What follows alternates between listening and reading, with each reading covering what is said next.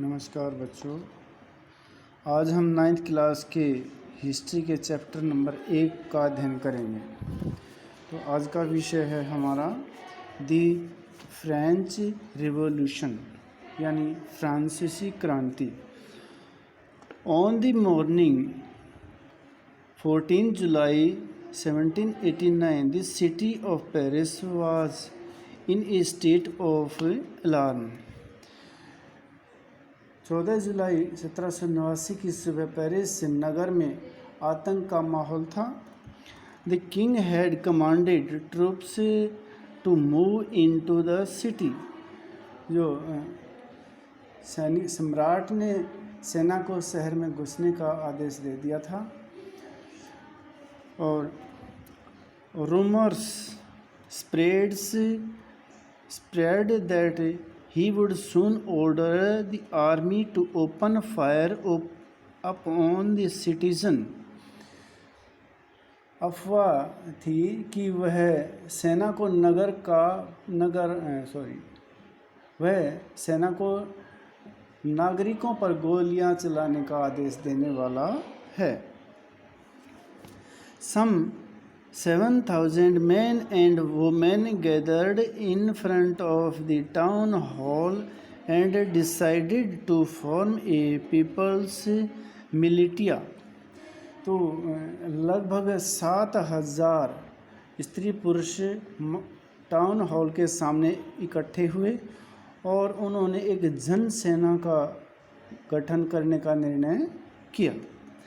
They broke into a number of government buildings in search of arms। हथियारों की खोज में वे बहुत से सरकारी भवनों में जबरन प्रवेश कर गए। Finally, a group of several hundred people marched towards the eastern part of the city and stormed the fortress, prison, the Bastille, where they hoped to find hoarded ammunition।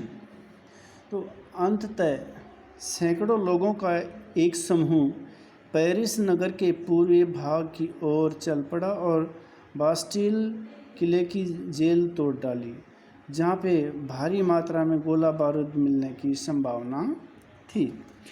In the armed fight that followed the commander of the Bastille was killed and prisoner released though there were only 7 of them. हथियारों पर कब्जे की इस सशस्त्र लड़ाई में Bastille का commander मारा गया और कैदी छुड़ा लिए गए। यद्यपि उनकी संख्या बहुत ही कम थी, केवल 7 ही ये प्रिजनर थे वहाँ पे।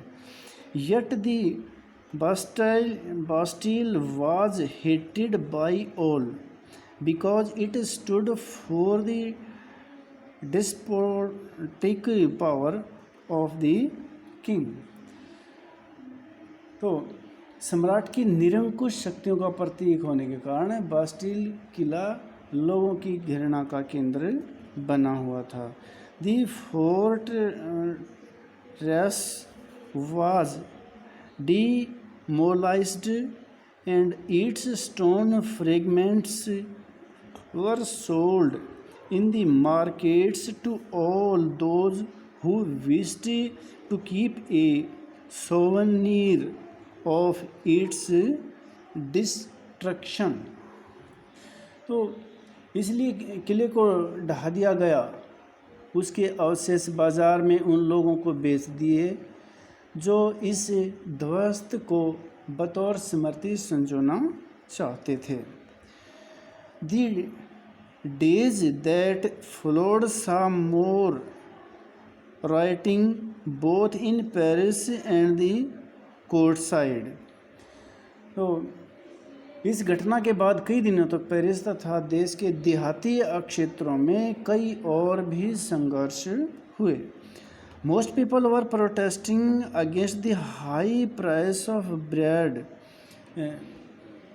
जो इसका प्राइस थे, पाव रोटी ब्रेड होता है, अधिकांश जनता पाव रोटी की महंगी कीमतों का विरोध कर रही थी, क्योंकि मेन खाने की चीज़ वो होती थी उस टाइम पे।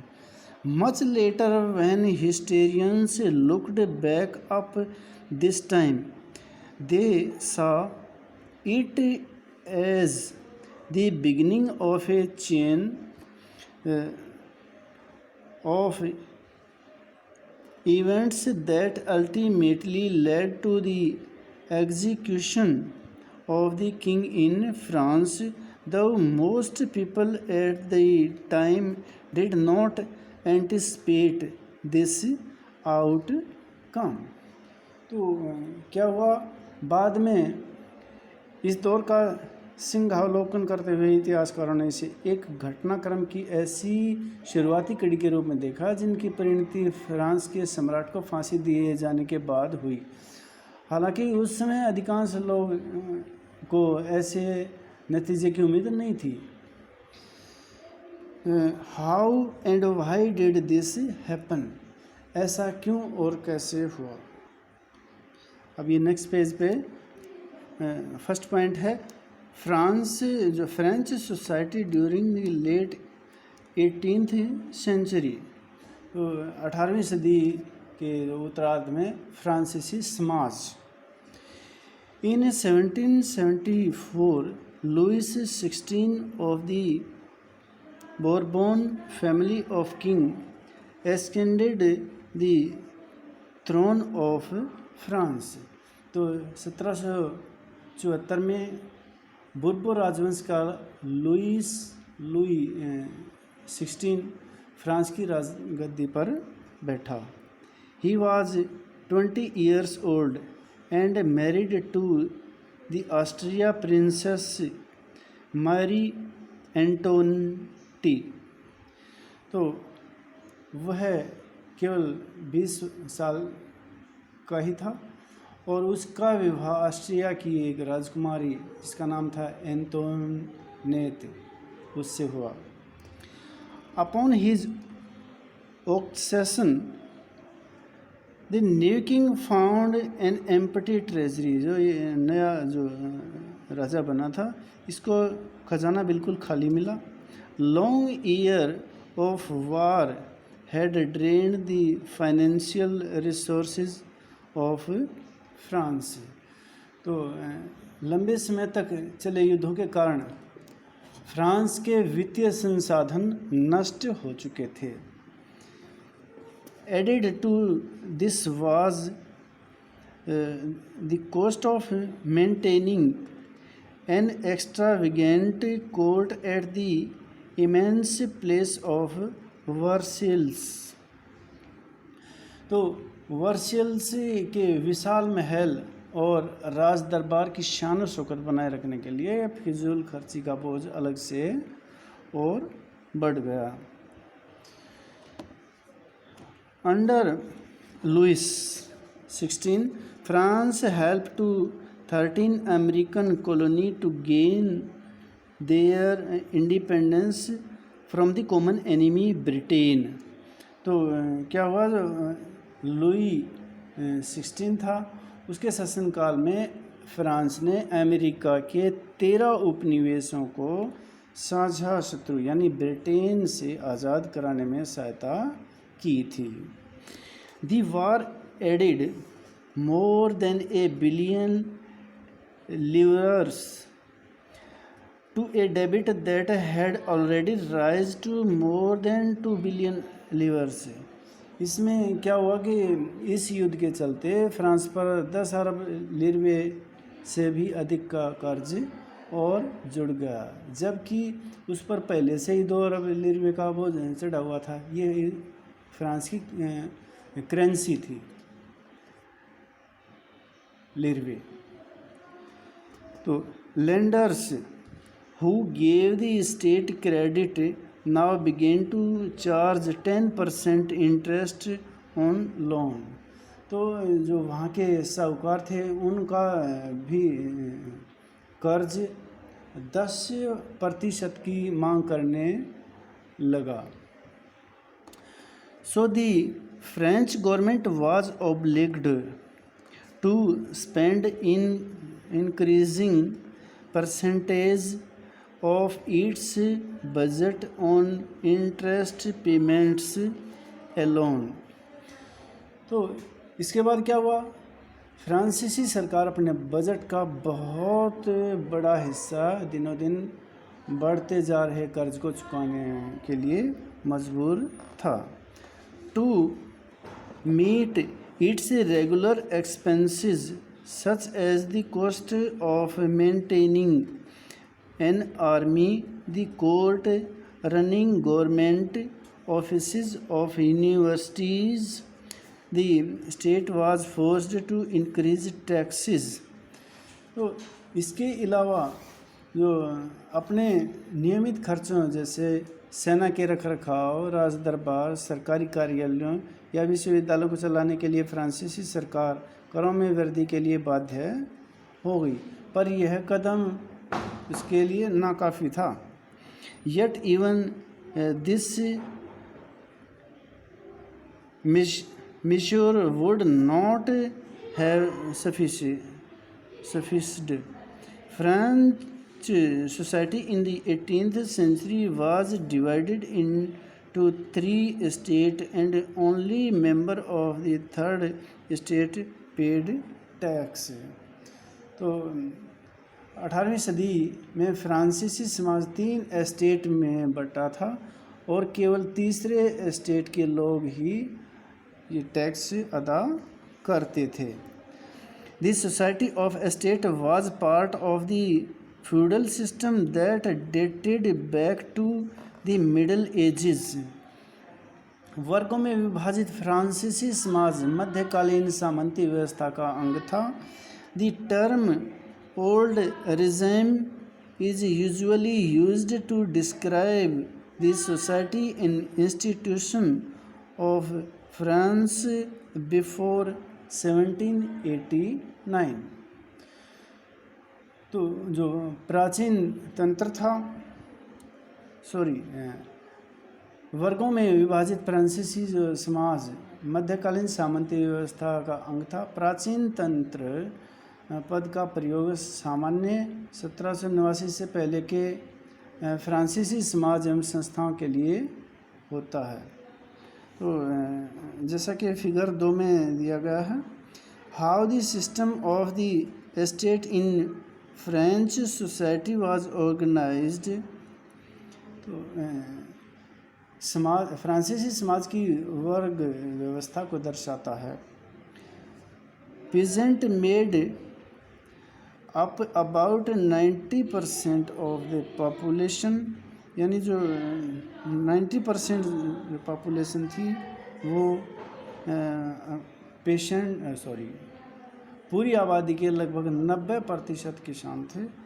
But how ever only A small number of them owned the land they cultivated. परंतु इसके बावजूद जो ज़मीन के मालिक किसानों की संख्या बहुत कम थी। लगभग 60% ज़मीन पर कुलीन, चर्च और तीसरे स्टेट के अमीरों का अधिकार था। About 60% of the land was owned by nobles, the church and the other rich member of the third state. तो the member of the first 2 state, that is the clergy and the nobility, enjoyed certain privileges by birth। इनमें से प्रथम 2 state कुलीन वर्ग एवं पादरी वर्ग के लोगों को कुछ विशेषाधिकार जन्मजात प्राप्त थे। The most important of these was exemption from paying tax to the state। तो इनमें से सबसे महत्वपूर्ण विशेषाधिकार था राज्य को दिए जाने वाले करों से छूट थी, और जो कुलीन वर्ग था वो उसे ये विशेषाधिकार हासिल था। वही किसानों से सामंती कर वसूल करता था। These included feudal due which they extracted from the peasants. Peasants were obliged to render service to the lord, to work in his house and fields, to serve in the army, or to participate in the building road. तो वह किसानों से सामंती कर वसूल करता था। किसान अपने स्वामी की सेवा, स्वामी के घर एवं खेतों में काम करना, सैन्य सेवाएं देना अथवा सड़कों के निर्माण में सहयोग आदि करने के लिए बाध्य थे। The church too extracted its share of taxes called tithes from the peasants, and finally all members of third estate had to pay taxes to the state. Church भी किसानों से कर का एक हिस्सा टाइद के रूप में वसूल करता था। ऊपर से तीसरे स्टेट के तमाम लोगों को सरकार को तो कर चुकाना ही होता था। These included a direct tax called tithe and a number of indirect taxes which were levied on articles of everyday consumption like salt और tobacco. तो इन करों को अप्रत्यक्ष कर नमक और तंबाकू जैसे रोज़ाना उपभोग की वस्तुओं पर लगाया जाता था। ये अनेक प्रकार के ऐसे अप्रत्यक्ष कर टैक्स शामिल थे। The burden of financial activity of the state through taxes was borne by the third estate alone. इस प्रकार राज्य के वित्तीय कामकाज का सारा बोझ करों के माध्यम से जनता वहन करती थी। The struggle to survive यानी जीने का संघर्ष। The population of France rose from about 23 million in 1715 to 28 million in 1789। यानी जो जनसंख्या थी 1715 में तो 23 मिलियन के करीब थी और फिर 1789 में ये बढ़कर 28 मिलियन हो गई। तो this lead to a rapid increase in the demand for food grain. इसके साथ क्या हुआ, परिणाम स्वरूप अनाज उत्पादन की तुलना में उसकी जो मांग थी काफ़ी तेज हो गई। Production of grain could not keep pace with the demand. जो अधिकांश लोगों के मुख्य खाद्य में तेज़ी से वृद्धि हुई। So price of bread which was the staple diet of the majority rose rapidly. अधिकतर जो कामगार कारखानों में मजदूरी करते थे और उनकी मजदूरी मालिक ही तय करते थे। Most worker were employed were labourer in workshop whose owner fixed their wages but wages did not keep pace with the rise in price. So the gap between the poor and the rich widened. तो क्या हुआ, लेकिन मजदूरी महंगाई की दर ही बढ़ रही थी। जो मजदूरी थी महंगाई की दर से नहीं बढ़ रही थी, यानी मजदूरी बहुत कम बढ़ रही थी और महंगाई ज़्यादा। फलस्वरूप जो अमीर गरीब की खाई थी बहुत बढ़ती चली गई। उनकी जो हालत थी बहुत बदतर होती चली गई।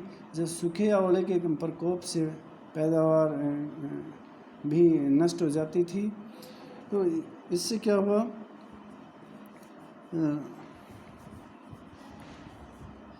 This lead to subsistence crisis, something that occurred frequently in France during the old regime। इससे रोजी रोटी का संकट पैदा हो जाता था। ऐसी जीविका जो प्राचीन राजतंत्र के दौरान फ्रांस में काफ़ी आम। A growing middle class envisages an end to privileges, यानी उभरते हुए मध्य वर्ग ने विशेषाधिकारों के अंत की कल्पना की। In the past peasants and workers had participated in revolts against increasing taxes and food scarcity। पहले भी कर बढ़ने एवं अकाल के समय किसान और कामगार विद्रोह कर चुके थे। तो but they lacked the means and programmes to carry out full scale measures that would bring about a change in the social and economic order. तो परंतु उनके पास सामाजिक एवं आर्थिक व्यवस्था में बुनियादी बदलाव लाने के लिए साधन एवं कार्यक्रम नहीं थे। This was left to those group within the third estate who had become prosperous and had access to education and new ideas. ये जिम्मेदारी तीसरे एस्टेट के उन समूहों ने उठाई जो समर्थ और शिक्षित होकर नए विचारों के संपर्क में आ सके थे।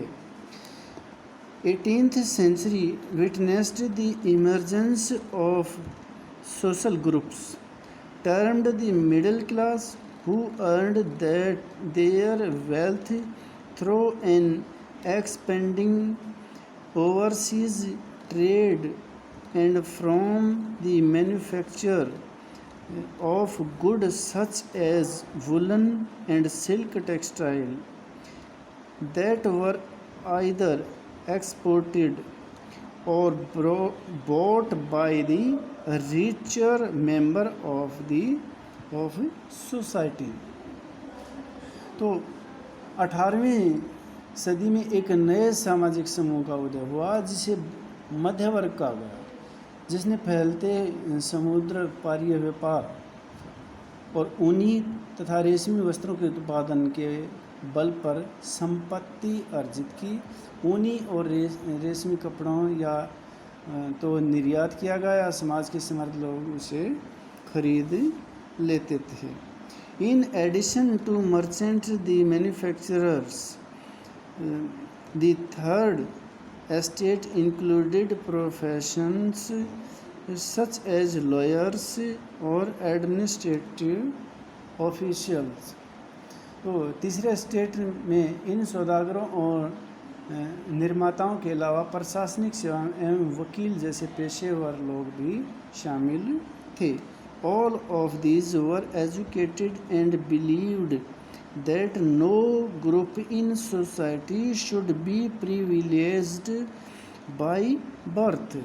यानी कि ये सभी पढ़े लिखे थे और इनका मानना था कि समाज के किसी भी समूह के पास जन्मजात विशेषाधिकार नहीं होना चाहिए। Rather A person's social position must depend on his merit, यानी उसको गुणों के आधार पे उसकी पहचान होनी चाहिए, समाज में हैसियत होनी चाहिए।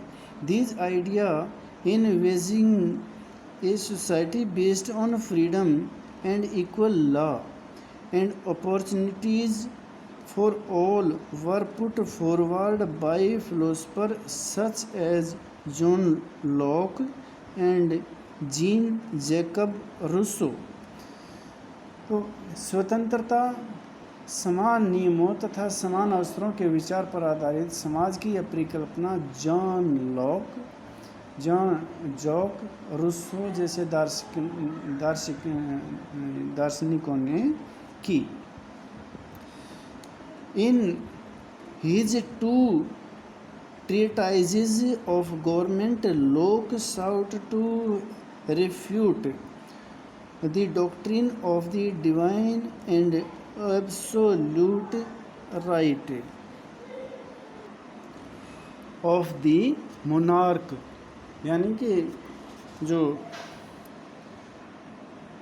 ट्रेटिस ऑफ गवर्नमेंट में लॉक ने राजा के दैवी और निरंकुश अधिकारों के सिद्धांत का खंडन किया था। Rousseau carried the idea forward proposing a form of government based on a social contract between people and their representative। Rousseau ने इसी विचार को आगे बढ़ाते हुए जनता और उसके प्रतिनिधियों के बीच एक सामाजिक अनुबंध पर आधारित सरकार का प्रस्ताव रखा। In the spirit of the law, Montesquieu proposed a division of power within the government between the legislative, executive and judiciary।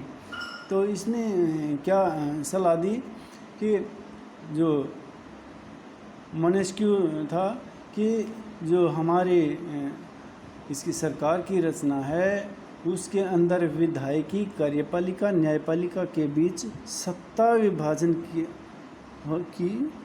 किया जाना चाहिए। This model of government was put into force in the USA